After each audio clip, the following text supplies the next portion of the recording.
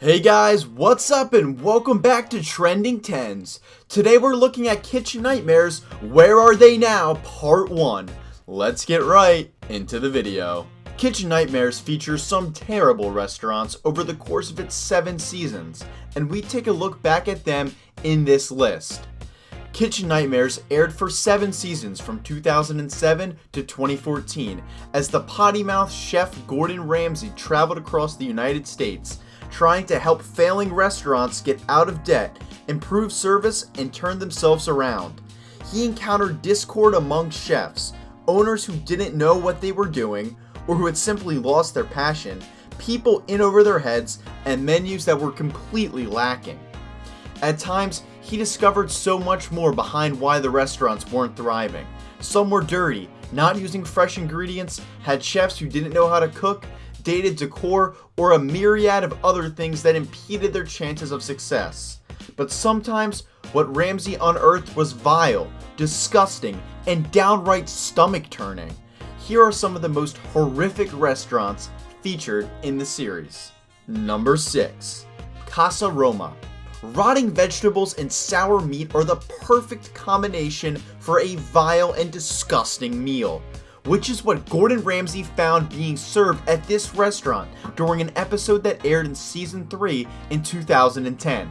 Located in Lancaster, California, none of the food had any labels. Do a smell test to see if it's good, I guess.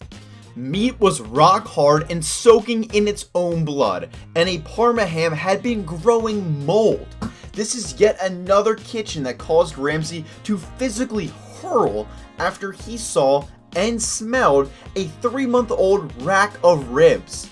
The grossness extended to the bathroom, which had bodily fluids everywhere, as it hadn't been cleaned in months, while the restaurant remained open for some time and eventually closed in 2017. Number 5. Oceana. Milky crabs being stored at room temperature, sour sauce, half-dead crawfish, a warm bag of jambalaya, and shrimp so old and rancid that Ramsay physically vomited into the closest bin he could find.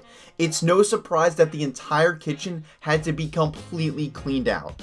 Making things even worse was the mice trap with 3 dead mice in it.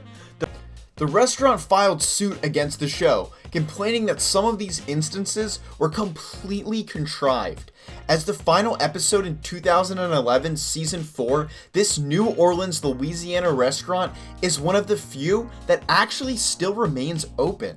The restaurant has a Facebook page, but it's unclear if they still have the same owners. In any case, it is a 4.6 out of 5 stars rating, so they seem to have turned themselves completely around. Number 4. Old Neighborhood Restaurant. You know it isn't a good sign when the dessert, like chocolate, is being stored in the walk-in fridge on top of raw meat. This was supplemented by moldy and rotting food that one shouldn't even serve to a dog, much less a human. Let's not forget about the dead mouse, too. The preview for the episode from Season 7 in 2014 called it one of the dirtiest restaurants in the show's history to date. This spot in Arvado, Colorado was already up for sale by the time the episode aired.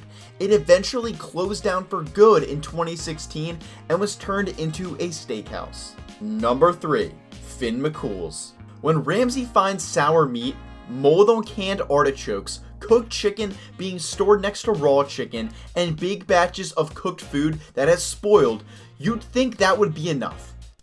But then, he discovers some mincemeat that was just served to him in a shepherd's pie. From Season 1, this Irish-themed family restaurant in a tourist hotspot of West Hampton, New York, was owned by a retired policeman. Reviews started looking up after Ramsay left, but the restaurant was sold in 2009 and eventually closed down in 2012. Number 2. Mama Rita's. What was most horrific about this restaurant was that they were effectively serving customers TV dinners. Ramsay discovered that they would prepare food ahead of time, anywhere from 2 months to a year in advance, freeze it, reheat it, and serve it to customers. This was combined with the usual mold, though all in all, it wasn't the filthiest kitchen compared to the others. The Newbury Park, California restaurant, which was featured in season 3, closed in 2010, but reportedly, the owner Laura still works in the food industry, running her own catering business. Amy's Baking Company. The most well-known restaurant ever featured on this series is this Scottsdale, Arizona gem, which was one of the subjects of the season 6 finale. It wasn't so much the state of the restaurant, but the attitude of the owners that made this the first restaurant that Ramsay would actually walk out of, saying he couldn't help them. After it aired, people began calling the owners names and posting bad reviews on the Facebook page. The owners, Amy and Sammy, hit back in the combative style that was seen on the show, alleging that the reviews and angry purported customers were actually plants from the show and not real diners. They decided to eventually sell the restaurant, and it officially closed in 2015, a few years after the episode aired.